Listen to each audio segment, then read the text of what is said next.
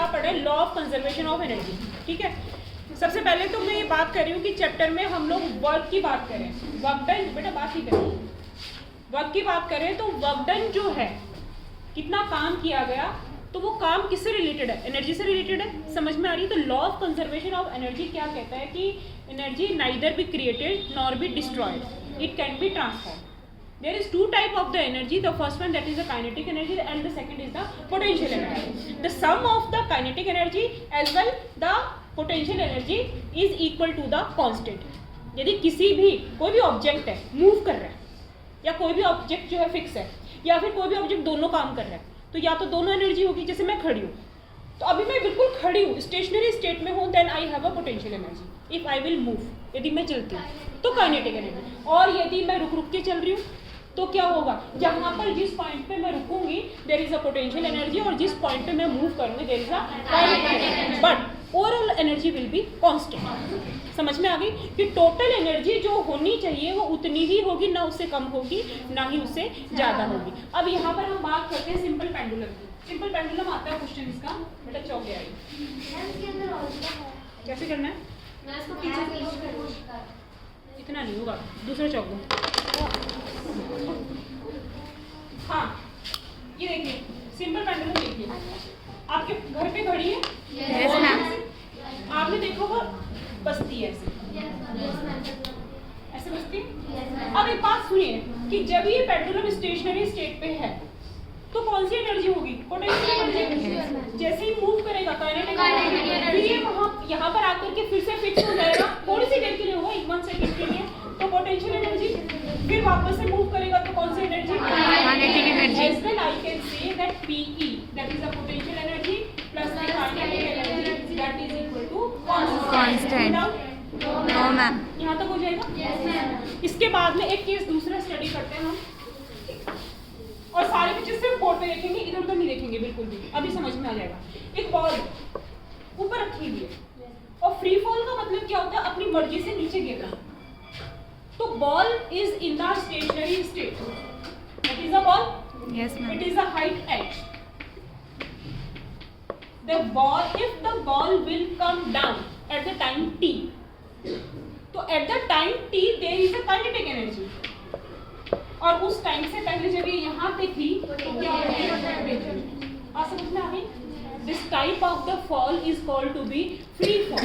समझ में आई? यदि क्वेश्चन आ जाता है आपका फ्री फॉल का और आप पढ़ के नहीं गए, आपको कुछ नहीं आता, लेकिन आपको क्लास का सुना हुआ पता है कि एक बॉल को if we are doing that experiment like कि we are taking a ball and we are keeping it this at the height h। इसे हम क्या कर रहे हैं, हाइट h के ऊपर रख रहे हैं। At the stationary phase the potential energy will be there, वहां पर कौन सी एनर्जी होगी, potential energy, and the KE that is the kinetic energy will be 0। After the time t the ball will come down, ball क्या होगी, नीचे आएगी, and there will be the kinetic energy. यहाँ तक कोई डाउट? नो। इसके बाद में नेक्स्ट टॉपिक आता है हमारा पेंडुलम का, हो गया ना बेटा।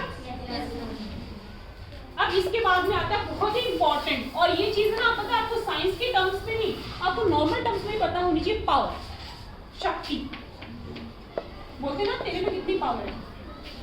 पावर का मतलब क्या होता है, शक्ति। और वैसे क्या होता है, जैसे मान लीजिए मैंने आपको 4 घंटे पढ़ाया, तो आप क्या कहेंगे, मैम में बहुत ज्यादा पावर है। और मैं यदि आधे घंटे में थक गई तो आप क्या कहेंगे कि मैम में पावर कम है। तो मेरी एनर्जी कितनी कंज्यूम हो रही है, that is related to the power. तो power is denoted by the P is equal to W का मतलब क्या होगा, वर्क को हम किस में नापते हैं, जूल में, और T को हम टाइम में नापते हैं या सेकंड में नापते हैं। समझ में आ गई? तो पावर की यूनिट क्या होगी, जूल पर सेकेंड। पावर की यूनिट क्या होगी, जूल पर सेकेंड। तो पावर को आप क्या कह सकते हैं कि रेट ऑफ एनर्जी कंजप्शन, कि जितना एनर्जी कंज्यूम हो रही है वो उसकी क्या होगी, पावर। किसी भी काम को आप कर रहे हैं, एनर्जी ज़्यादा यूज करेंगे तो ज़्यादा, आप कहते हैं ना कि मैंने बहुत पावर से काम किया है, तो energy consumption is called to be the power that is denoted by the P. The formula of the P, that is W upon में T. W is work done, T is the time. W is measured into the joule and T is in the second. So the unit of the power, that is joule पर second. Joule पर second. पर second. यहाँ तक question हो गया? कोई doubt?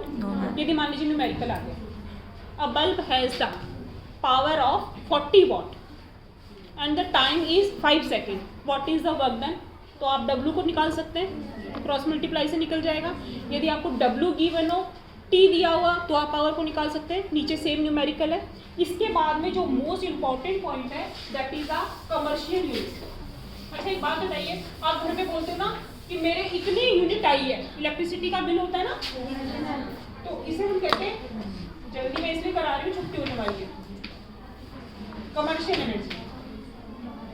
अच्छा commercial energy को हम वॉट में नहीं माप सकते, क्योंकि हमारे घर पे फ्रिज चलता है, एसी चलता है, कूलर चलता है, जाने क्या क्या चलता है, कितनी मशीनें चलती हैं, बाहर कमर्शियल मशीनें भी चलती हैं। उसे आप यदि वर्क से नापने लग गए तो पता नहीं कितने लाखों में आपकी वैल्यूज आ जाएंगी। इसलिए इसकी एक शॉर्ट फॉर्म बनाई गई है। तो शॉर्ट फॉर्म क्या होती है बेटा? Kilowatt hour. क्या बनाई गई है? Kilowatt hour. एक बार आप सामने देखेंगे, किलोवाट का मतलब क्या हो गया? 1000 वाट हुआ कि नहीं हुआ? Yes ma'am. आवर का मतलब क्या हुआ?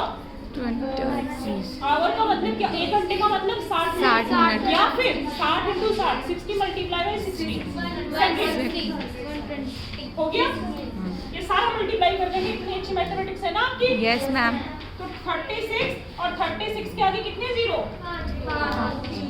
5 जीरो या फिर 3.6 × 10⁻⁶।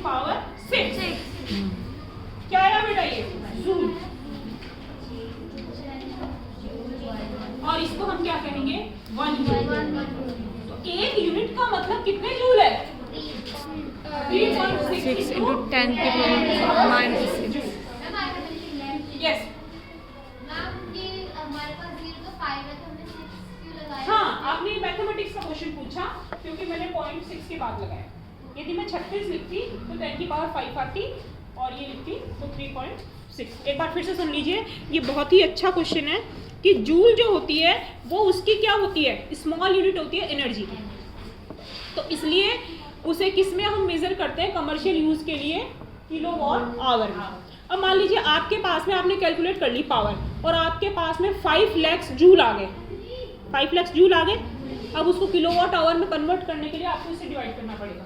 तो यूनिट छोटी आ जाएगी ना? Yes ma'am. यूनिट छोटी आ जाएगी कि नहीं आ जाएगी? मान लीजिए मैं ये कह रही हूँ कि किसी के घर पे इलेक्ट्रिसिटी का कंजप्शन इतना है, 5 लाख है, ठीक है, 5 लाख जूल है। तो इसे किलोवाट आवर में करना है। किलोवाट आवर में कन्वर्ट करने के लिए आप क्या करेंगे? 3.6 × 10⁻⁶ से आप क्या कर देंगे? इसको डिवाइड कर देंगे। यहाँ पर 5 जो जीरो है उससे क्या होगा? यहाँ पे 6 जीरो है ना, 5 हट गए तो यहाँ पे 10 बच गए। Yes ma'am. इसको इसे मल्टीप्लाई करेंगे तो कितना आ जाएगा? 36 और ऊपर कितना आया? 5। ये अप्रॉक्स 1.7 आया कि नहीं आया? Yes ma'am. और या फिर ये अप्रॉक्स 0.1 आया कि नहीं आया? Yes ma'am. आई बात समझ में? Yes ma'am. ये यूनिट किस में आई है आपकी? Kilowatt hour. समझ में आ गई? बड़ा चैप्टर पूरा हो गया। ओवर।